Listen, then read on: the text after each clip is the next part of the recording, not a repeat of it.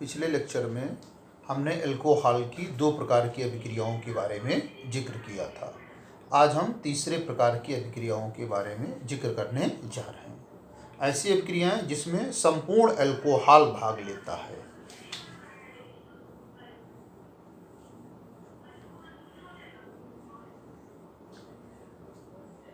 संपूर्ण अल्कोहल की अभिक्रियाएं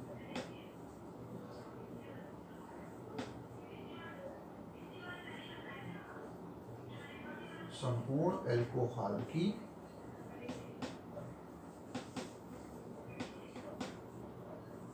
अभिक्रियाएं संपूर्ण अल्कोहल की अभिक्रियाएं जैसे अल्कोहल का सूत्र C2H5OH।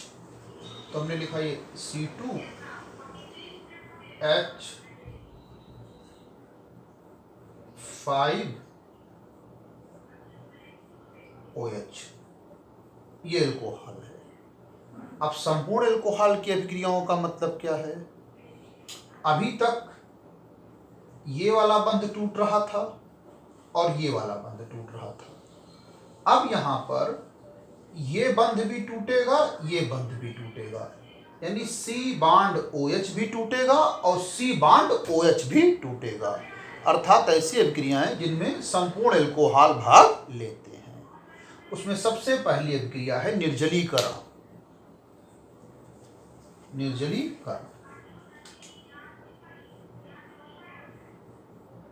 डिहाइड्रेशन।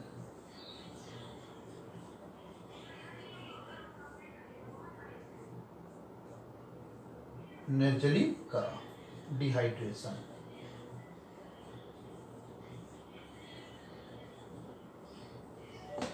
निर्जलीकरण। अब देखो, निर्जलीकरण में एक सांद्र सल्फ्यूरिक अम्ल के द्वारा निर्जलीकरण करते अल्कोहल का। तो जब अल्कोहल का निर्जलीकरण सांद्र सल्फ्यूरिक अम्ल के द्वारा करते हैं तब आपका बनती है एल्कीन। तो जैसे हमने एथिल अल्कोहल लिया C2H5OH,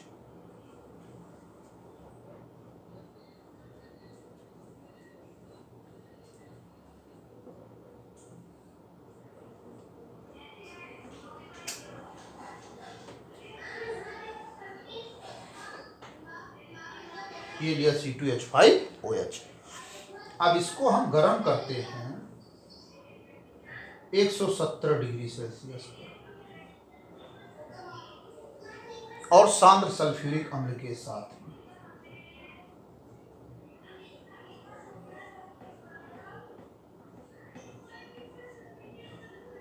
सांद्र सल्फ्यूरिक अम्ल के साथ में तो यहां से जल का अणु निकल जाता है, H2O निकल गया।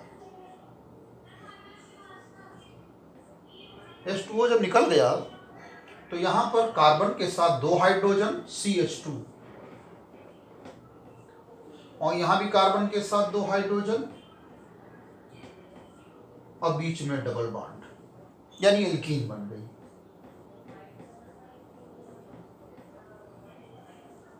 और ये अल्कोहल था। तो अल्कोहल के निर्जलीकरण से क्या बनती है? एल्कीन। अब इसमें प्रश्न उठ सकता है कि गर्म करने पर ही निर्जलीकरण हो सकता है। इसमें इसकी क्या भूमिका है सांद्र सल्फ्यूरिक अम्ल की? तो इसकी भूमिका दो है। एक तो निर्जलीकारक का कार्य करता है, यही जल को बाहर निकालता है, इसको डिहाइड्रेटिंग एजेंट यानी निर्जलीकारक कहते हैं। और दूसरी भूमिका इस अभिक्रिया के लिए ये कैटलिस्ट यानी उत्प्रेरक का कार्य करता है। उत्प्रेरक का मतलब वे पदार्थ जो अभिक्रिया के वेग को परिवर्तित कर देते हैं।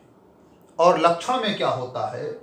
उत्प्रेरक जितना प्रारंभ में लिया जाता है उतना ही लास्ट में अभिक्रिया के अंत में प्राप्त होता है। तो आप इसकी भूमिका देखेंगे, जितना ये अभिकारक में लिया जाएगा उत्पाद में अंत में उतना प्राप्त होगा। तो इसकी भूमिका के लिए इसकी क्रिया विधि का अध्ययन करते हैं कि वास्तव में ये अभिक्रिया कैसे होती है। तो ये अभिक्रिया 3 चरणों में पूर्ण होती है और अभिक्रिया के उन चरणों को कहते हैं अभिक्रिया की क्रिया विधि। तो इसकी क्रिया विधि का पहले अध्ययन करने जा रहे हैं।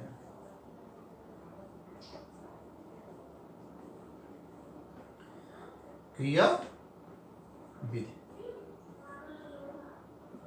तो पहला स्टेप क्रिया विधि में, ये जो एल्कोहल है सांद्र सल्फ्यूरिक अम्ल है, ये प्रोटॉन त्याग सकता है, तो इससे एक प्रोटॉन ग्रहण कर लेता है और प्रोटोनोकृत एल्कोहल बना लेता है। जैसे ये C2H5OH है,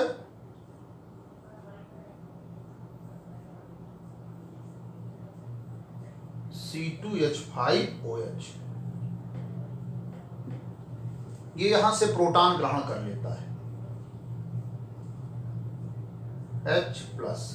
H+ का मतलब H2SO4,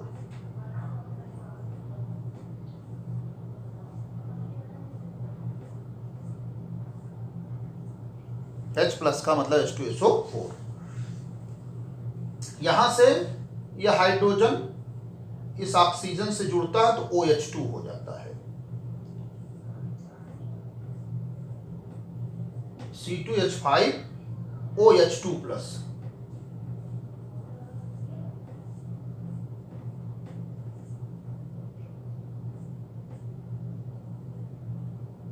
C2H5OH2+, ये बन गया प्रोटोनीकृत एल्कोहल।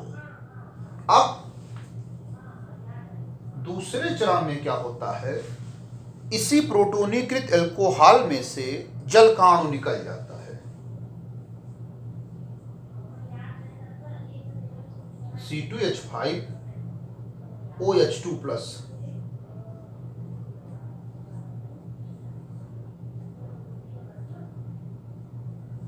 यहां से ये बंध टूट जाता है और ये दोनों इलेक्ट्रॉन यहां पर चले जाते हैं, ये दोनों इलेक्ट्रॉन यहां पर चले जाएंगे, इस कार्बन पर प्लस आ जाएगा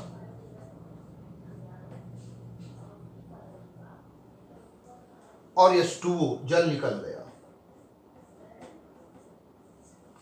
ये बन गया एथिल कार्बोनियम आयन या एथिल कार्बोकेटायन।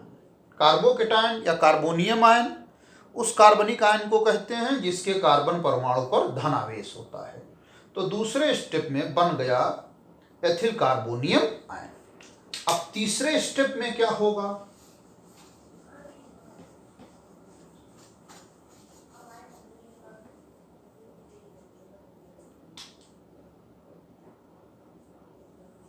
तीसरे स्टेप में ये प्रोटॉन त्याग करके एल्कीन में कन्वर्ट हो जाएगा।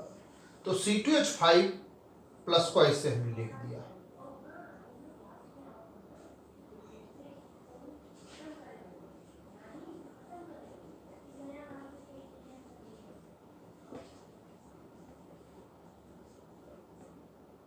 ये है C2H5+। यहां से प्रोटॉन निकल जाएगा, जो प्रोटॉन हमने लिया था यानी सल्फ्यूरिक अम्ल लिया था अंत में उतने प्राप्त होने जा रहा है। जब प्रोटॉन निकलेगा तो प्लस के रूप में तो अपना इलेक्ट्रॉन यहां दे जाएगा, तो CH2 और ये बांड समझ लीजिए यहां पर आ जाएगा और ये प्लस के रूप में बाहर निकल जाएगा। तो जितना सल्फ्यूरिक अम्ल हमने लिया था उतने सल्फ्यूरिक अम्ल हमको प्राप्त हुआ और जल का निष्कासन हो गया और क्या बन गई, एल्कीन। तो इस तरीके से इसमें सांद्र सल्फ्यूरिक अम्ल की भूमिका है।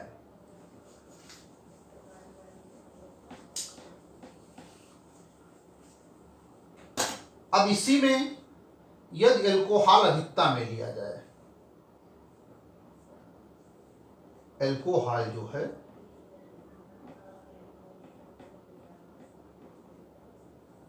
अधिकता में ले,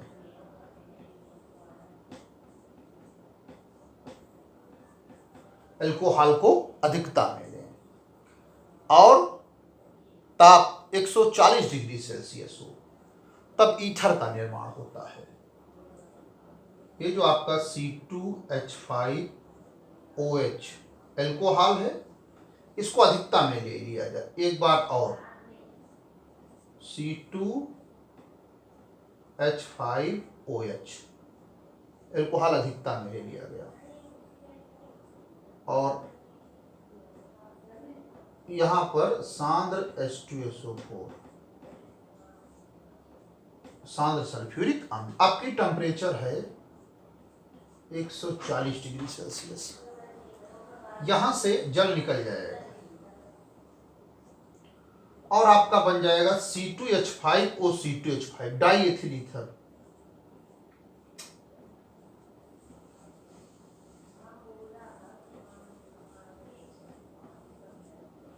डाई एथिल ईथर।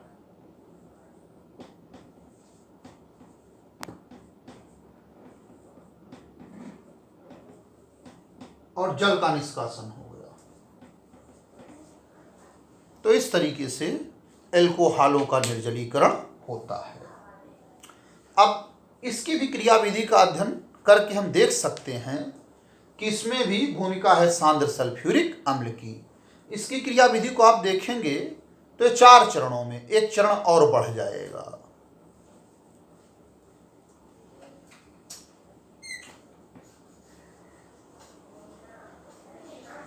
अब हम बात करते हैं विहाइड्रोजनीकरण, एल्कोहलों का विहाइड्रोजनीकरण।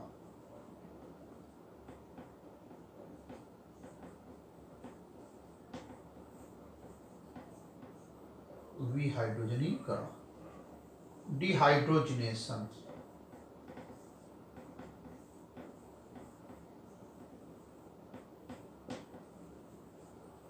डिहाइड्रोजनेशन, एल्कोहलों का विहाइड्रोजनीकरण। विहाइड्रोजनीकरण का मतलब होता है हाइड्रोजन का वी यानी निकलना, डीई डिलीट, जैसे मोबाइल में डिलीट होता है वैसे यहां पर एल्कोहल में से क्या डिलीट हो जाएगा, हाइड्रोजन। अब यहां पर प्राथमिक एल्कोहल में हाइड्रोजन जब निकलता है तो कुछ अलग प्राप्त होता है, द्वितीयक एल्कोहल में जब हाइड्रोजन निकलता है तो कुछ अलग प्राप्त होता है, और तृतीयक एल्कोहल के साथ थोड़ी कंडीशन अलग से है। तो पहले हम प्राथमिक एल्कोहल का विहाइड्रोजनीकरण करते हैं। तो विहाइड्रोजनीकरण करने के लिए यानी हाइड्रोजन निकालने के लिए एल्कोहल की वेपर यानी वाष्प को तांबे पर 300 डिग्री सेल्सियस पर प्रवाहित किया जाता है। तो जैसे सबसे पहले हम प्राथमिक एल्कोहल लेते हैं, C2H5OH, ये C2H5OH, और ये तांबे पर 300 डिग्री सेल्सियस पर क्या करते हैं, प्रवाहित। तो हाइड्रोजन निकल जाता है, आपका एस्टल्डिहाइड प्राप्त होता है, CH3CHO। ये हाइड्रोजन निकल गया, ये प्राइमरी एल्कोहल था, हाइड्रोजन निकल गया, मिल गया एस्टल्डिहाइड। इसी को देखो आप ऐसे भी देख सकते हो, C2H5OH,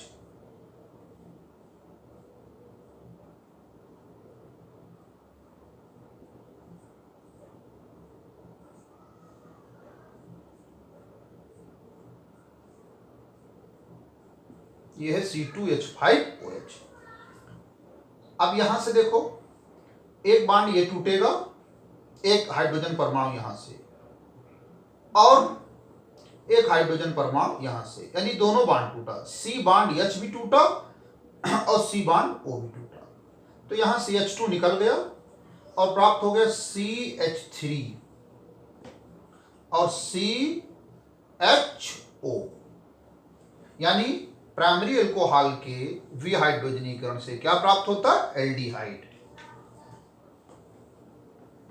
ये आपका प्राइमरी एल्कोहल है, प्राथमिक एल्कोहल।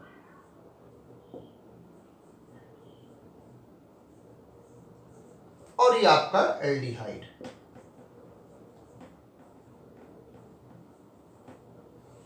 अब हम द्वितीयक एल्कोहल का विहाइड्रोजनीकरण करते हैं। द्वितीयक एल्कोहल का मतलब OH द्वितीयक कार्बन से जुड़ा हो, ये हो गया द्वितीयक कार्बन, 2 कार्बन से जुड़ा है।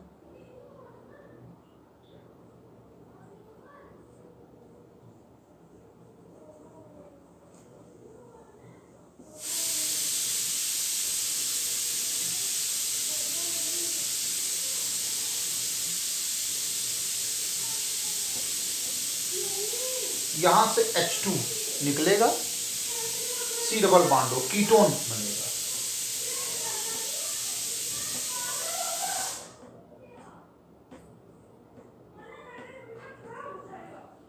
कीटोन बन गए,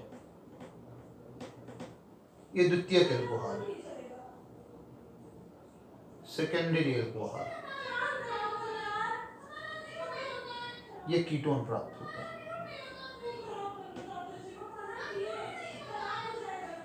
द्वितीयक एल्कोहल के भी हाइड्रोजनीकरण से क्या प्राप्त होता? कीटोन। अब हम तृतीयक एल्कोहल से देखते हैं। तृतीयक एल्कोहल, तो तृतीयक एल्कोहल के लिए हम OH लेते हैं और उस कार्बन से जुड़ा होता जो 3 कार्बन से जुड़ा हो, 1 2 3, हाइड्रोजन यहां रखेंगे, 3 3, हाइड्रोजन यहाँ पे 3, ये तृतीयक एल्कोहल है।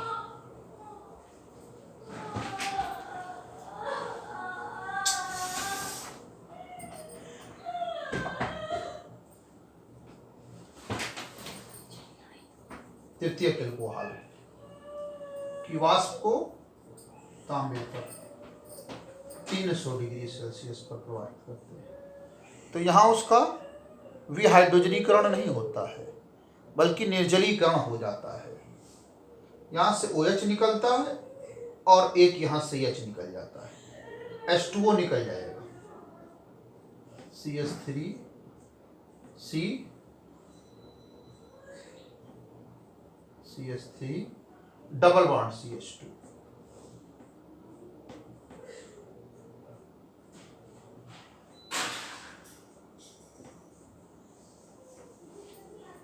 ये प्राप्त हो गया एल्कीन। तो तृतीयक एल्कोहल के विहाइड्रोजनीकरण से एल्कीन प्राप्त होता है।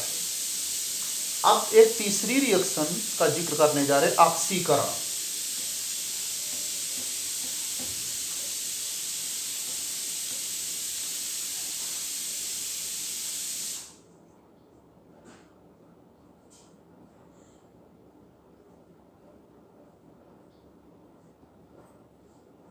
ऑक्सीडेशन, ऑक्सीकरण।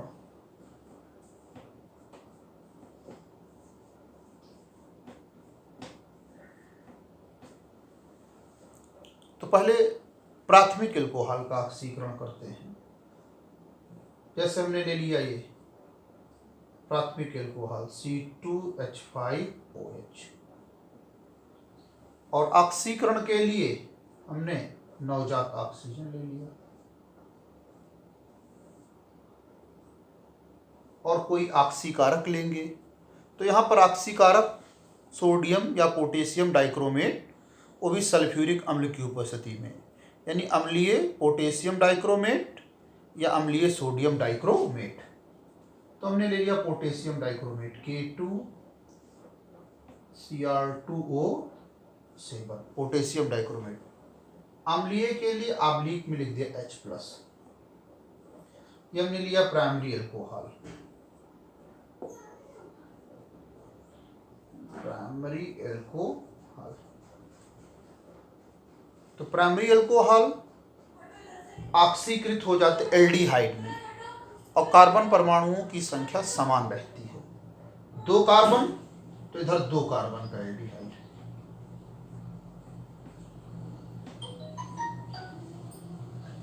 इसके बाद ये जो एल्डिहाइड बना है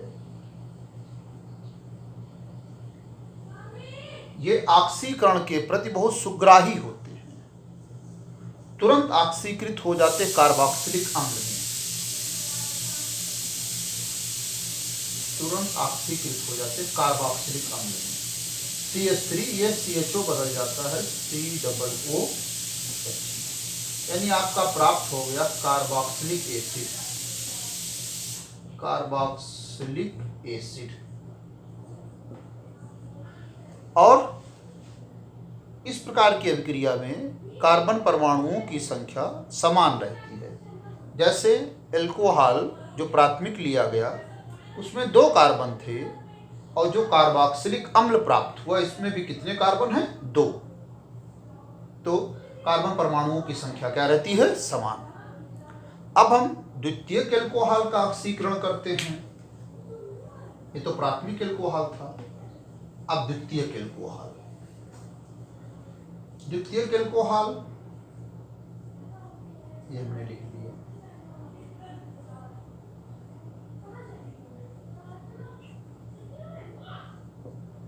ये द्वितीयक एल्कोहल, इसका ऑक्सीकरण किया।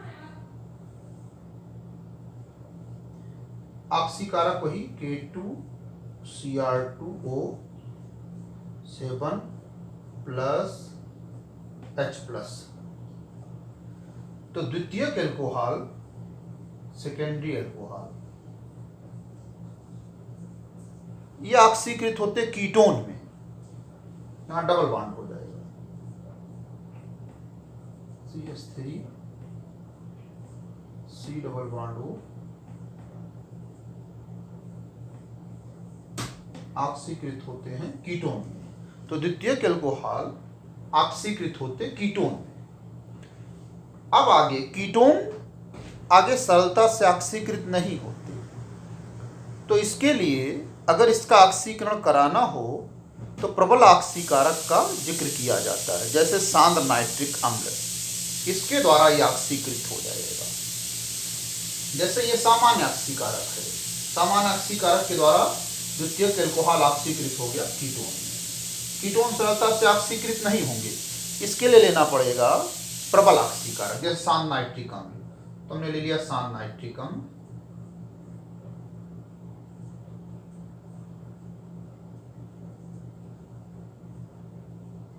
ये हमने ऑक्सीकृत किया। सांद्र नाइट्रिक अम्ल प्रबल ऑक्सीकारक है। तो ये भी कार्बोक्सिलिक अम्ल में ऑक्सीकृत होते हैं, लेकिन कम कार्बन परमाणुओं की संख्या वाले। यहां से 2 पार्ट में, जैसे हम इधर से अगर तोड़ते हैं तो इधर एक कार्बन का कार्बोक्सिलिक अम्ल फार्मिक अम्ल HCOOH, उधर हो जाएंगे 2 कार्बन का कार्बोक्सिलिक अम्ल एसिटिक अम्ल।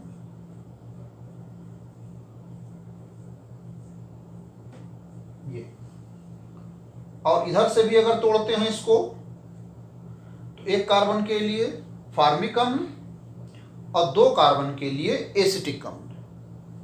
ये आपका एसिटिक एसिड है,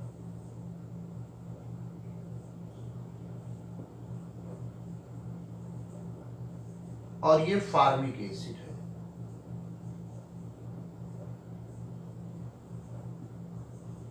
यानी द्वितीयक एल्कोहल के ऑक्सीकरण से कीटोन प्राप्त होते हैं।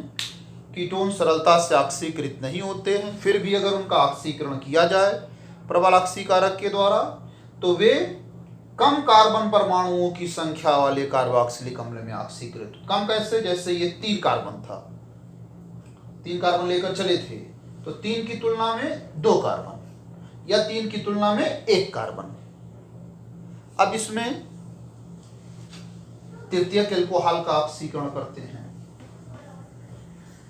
तो तृतीयक एल्कोहल ऑक्सीकृत नहीं होते। तृतीयक एल्कोहल ये ले लिया,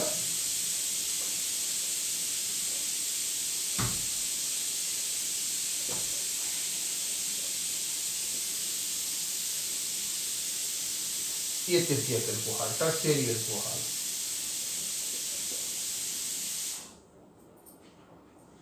तृतीयक एल्कोहल ऑक्सीकृत नहीं होते, लेकिन अगर प्रबल ऑक्सीकारक लगाया जाए, जैसे सांद्र नाइट्रिक अम्ल,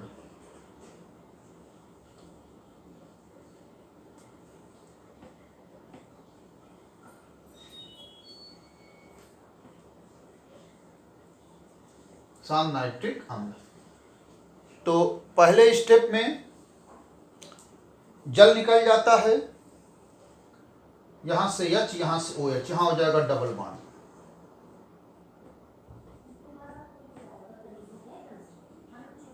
यहां से OH और यहां से H, डबल बॉन्ड।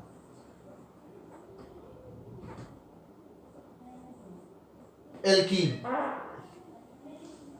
और फिर उसके बाद ये बदल जाता है कीटोन में, यहां पे डबल बॉन्ड हो जाएगा।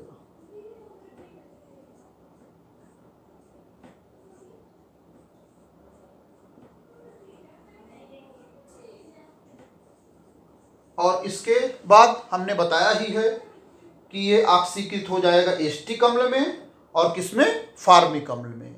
तो इस तरीके से यहाँ पर ये एल्कोहल की संपूर्ण अभिक्रियाएं कंप्लीट हो गई।